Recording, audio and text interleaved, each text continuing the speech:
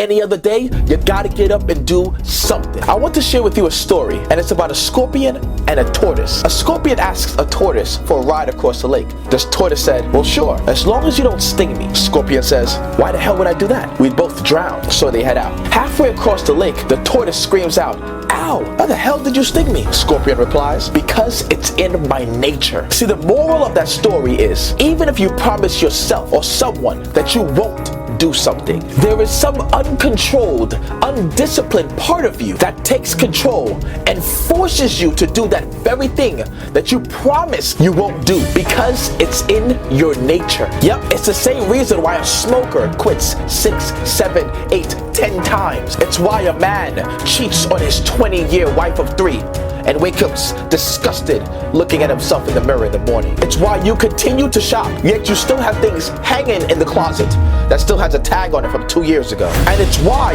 you are still complaining about that job you don't like, that friend you hate spending time with, or the 5 relationships that you've been in the past year. And it's why you haven't stepped up to the plate and proved to yourself that you can do it, because it's in your nature. And quite frankly, your nature is being comfortable. You've already submitted your life to comfort and decided that change was too hard, that it's too tedious, and that it's just not going to happen.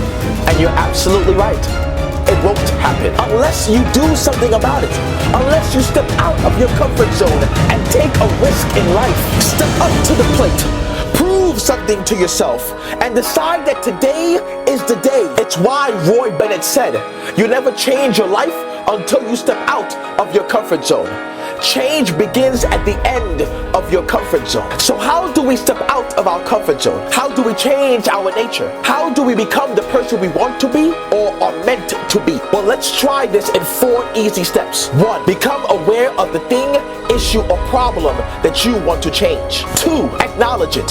Say hello and be prepared to say goodbye. 3, take that first step in the right direction. And that can be making a declaration, leaving the relationship, updating your resume, doing something. And 4, force yourself to recognize when that old you surfaces itself again, and then make the necessary adjustments that the new you demands. See, you're doing things that the old you wants to do, and if you don't dig deep inside yourself and yank that some of them out, then the old you will sit and wait for your next weak moment. But see, you have the power and authority to change, but it would only happen if you want it to. And if you continue to practice on the new you, build on the new you, and be disciplined enough not to go back in the past. That's why the great Socrates said, the secret to change is to focus your energy not on the fighting of the old,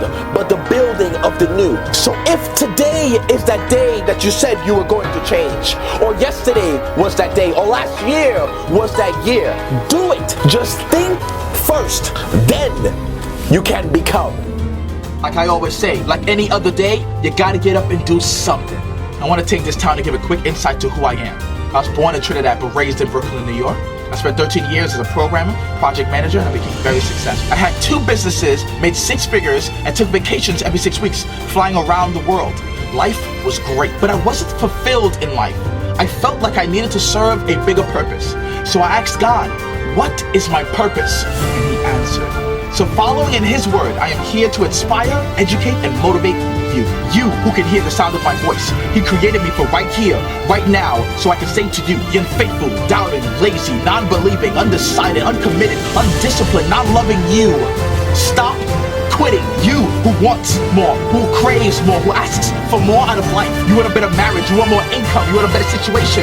You want the cars, the girls, and a fancy life. You who want to succeed, but aren't willing to put everything into what you're doing. You, stop quitting. Think about it.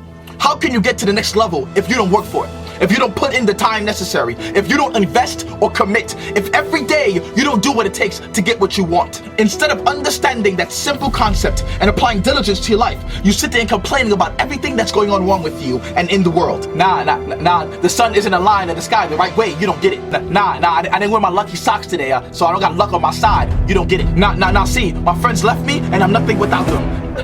No, I'm broke. Man, I don't get paid till next year. You don't get it. They said I'm not good at acting. And that gym thing I tried last week, I didn't lose any weight. I'm not going back. You don't get it. No, I get it. You're complaining about everything.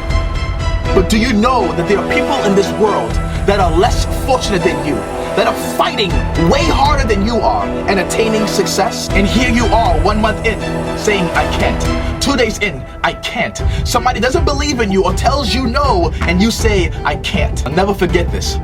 I was in Texas last year leaving this high school, and something told me to stop and talk to this teacher in the hallway. He mentions to me in 2005 he had 2 strokes, and then the doctors found out that he had over 50 aneurysms in his brain. They told he and his family that he was not going to be able to live and took him off of life support. He said that on his deathbed he would wake up and it would look like a mortuary. Dead bodies laying around waiting for him to join them. But he told himself that this isn't the end for me, that I've got more fight left in me. And there he was 11 years later, walking, breathing, a living man who experts took off of life support. So I say to you, you who at this very moment is thinking about quitting, don't quit. Don't quit. Don't quit, because you can and will succeed. You can and will defeat that disease. You can and will get everything you want out of life. But you have got to believe that you are the one. And you have got to work. And when I mean work, I mean work. And you have got to get started today.